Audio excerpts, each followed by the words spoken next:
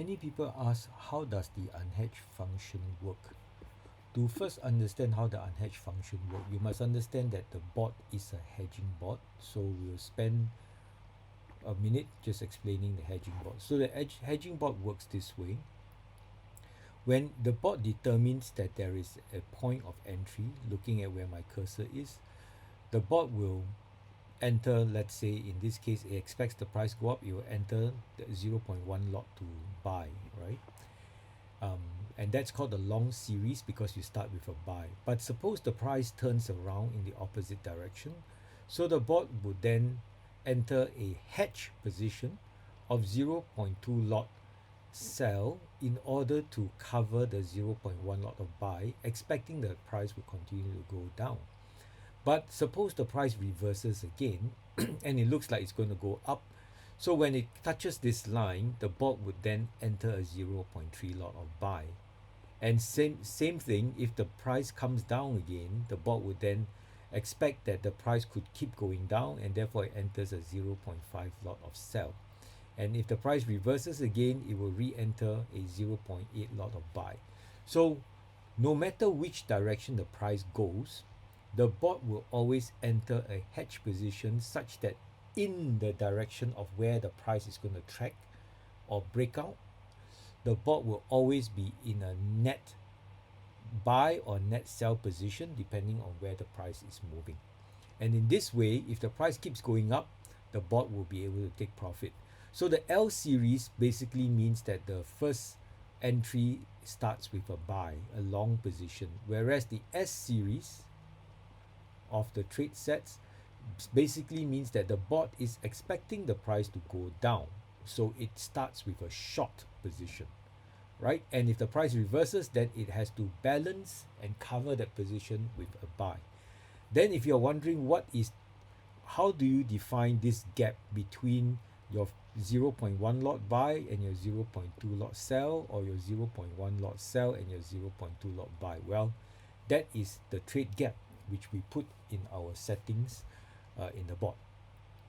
So if you look from here, whenever the price is on top, if you look at this series, you are always going to be in profits because the number of buy lots is bigger than the number of sell lots. And similarly, if the price comes down and the bot opens the next position, and then if the price continues to go down, your sell positions will always have larger lots than your buy position, and that's how you can take profit and close the entire trade set. Now the question would be, what happens if the price doesn't break up or doesn't break down, but it continues to oscillate within this trade gap? And that's when trouble starts to brew, because your lot sizes will get bigger and bigger.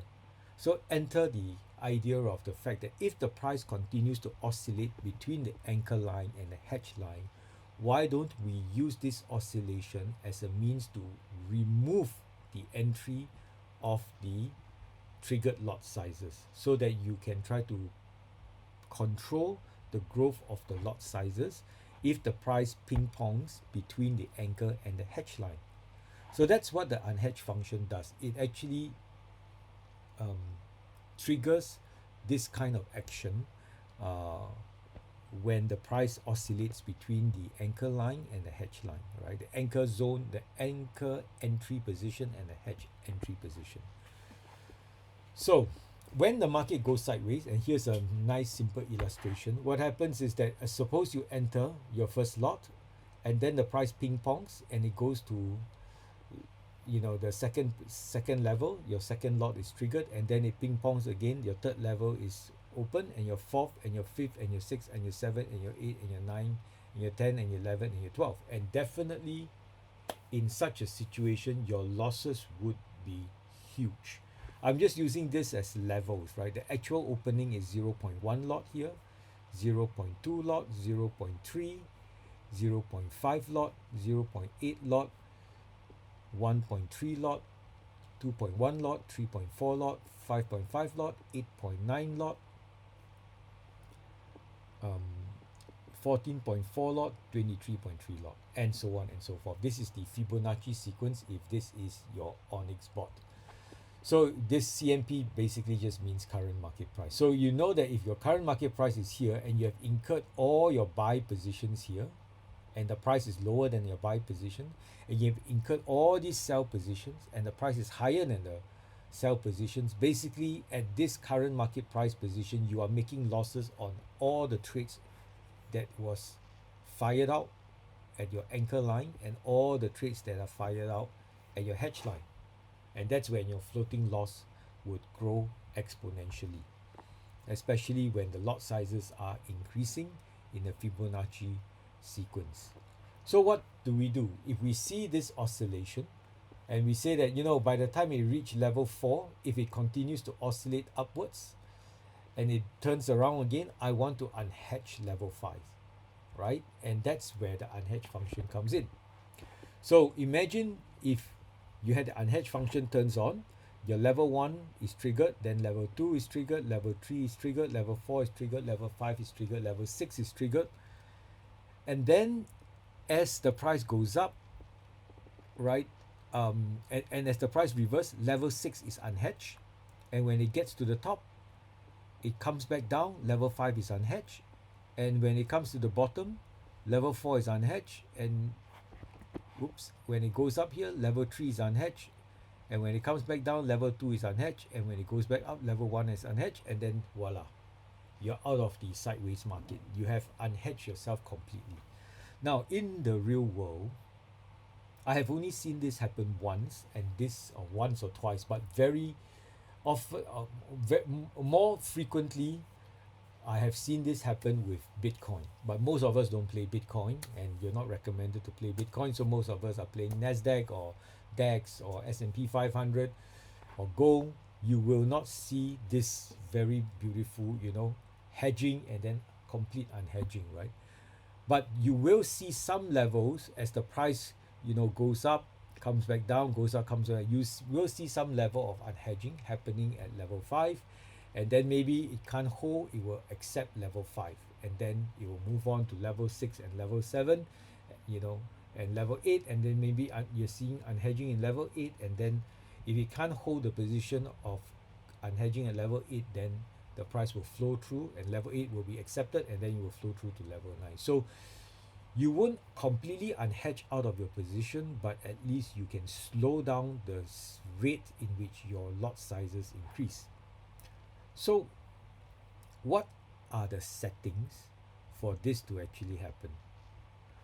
So the settings that we see in the bots are on the right hand side here, right? The first one is the switch, whether to turn it on or turn it off. Once you turn it on, then when do you want this trade to be triggered? You want it to be triggered at 4, means level 4. Level 4 means 0.1 lot, 0.2 lot, 0.3 lot, 0.5. So at 0.5 lot for Onyx or 0.6 lot for Eagle, the unhedged function is switched on. After the unhedged function is switched on, does it unhedge immediately? The answer is no, it will not. Because after the unhedged is switched on, these are the other settings that I will explain. So once the unhedged function is switched on, there must be a buffer in which it must cross. Because if it doesn't cross this buffer, the bot will not place a stop loss. So it has to cross this buffer, and in this case, let's say it's $5, right? Or 5 pips. So when the price goes beyond 5 pips, right, this minimum buffer is triggered, then the stop loss is put at plus $2, let's say, right? So if your price goes up by $5, in this case, you see here, if the price goes up by $5 when it crosses this line, then the stop loss, if let's say it's plus 2, is placed at the top here, right? It's placed in this red line on top. And when the price then reverses downwards, right, and it crosses this red line stop loss, you will have this trade, this particular trade being unhedged, right? So that's how it works. Now, so then we have explained the minimum buffer and the stop loss. So what about the maximum buffer? Well, suppose the price went through the minimum buffer at this point, your stop loss is placed by the bot, but the price continues to go up, and then it touches the maximum buffer, and let's say it crosses the maximum buffer, crosses this green line, and then it comes back down. When it crosses the green line, that is the turn off switch. That means the stop loss is removed. So when it crosses the green line, this stop loss is then removed by the bot so that this position will not unhedge anymore. So these are some of the conditions or settings to trigger the start of the stop loss function at level 4. And then when would you place the stop loss of $2? You will place it when the price has crossed the anchor line by $5, and that's called the minimum buffer. Then the stop loss will be put in place at plus $2 above the anchor line, right? And if the price continues to go up and crosses the maximum buffer, in this case is 0.5, meaning 50% of the trade gap, and let's say your trade gap is 200, that means it crosses by $100 here, then this buffer is turned off. So many people ask, what's the minimum buffer for and what's the maximum buffer for? Well, if you set this buffer at 0, that means your unhedge is always turned on. But if your unhedge is always turned on, you cannot set your stop loss on top, because if the unhedge is turned on and your stop loss, let's say your unhedge is at your minimum buffer is 0, the moment the price crosses this minimum buffer, which is 0, your stop loss is put in place, but you put your stop loss at plus $2 on top. That means as the price continues to rise, it will hit the plus $2, and you will immediately be taken out of the you will immediately be unhedged, but the price is still going up, so the bot will have to enter at a higher price again, so you get an ever expanding gap. So that explains why the minimum buffer needs to be more than the stop loss value, right? Secondly is that why do you need the maximum buffer? Now you know that every time you are unhedged from this position, if the price is still going up, the bot has to re-enter the position. Imagine the price happens here, you are unhedged at this red line. It is not possible for the bot to place the next trade, right, at a price that is lower, because when you place the next anchor trade at a price that is lower, and the bot will immediately enter the market. So you have to place the price, the next entry point for this position, at a higher point if the price is coming down, so that you will not enter the market immediately.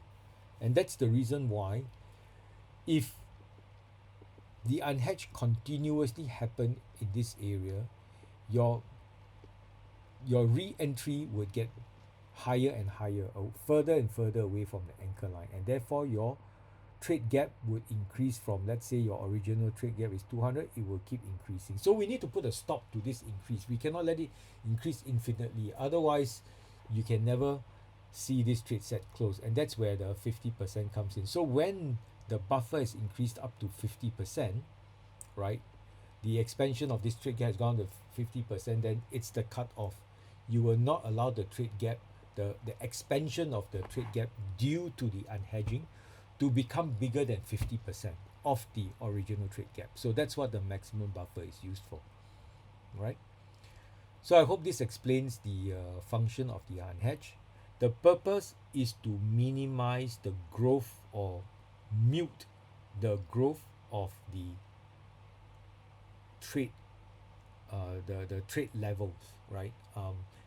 Especially when the price action is sideways, and you have the switch on off switch, and after it's switched on, you need to define what level you want this unhedge to kick in, and then even with the unhedge kick in, nothing will happen unless the price crosses the minimum buffer. And when it crosses the minimum buffer, the bot will place a stop loss in position, right? And then the bot has an invisible maximum buffer, which means to say it limits the growth of this expanded trade gap. If the unhedging keeps getting triggered, it will not allow the expanded trade gap to go beyond 50%, right, of the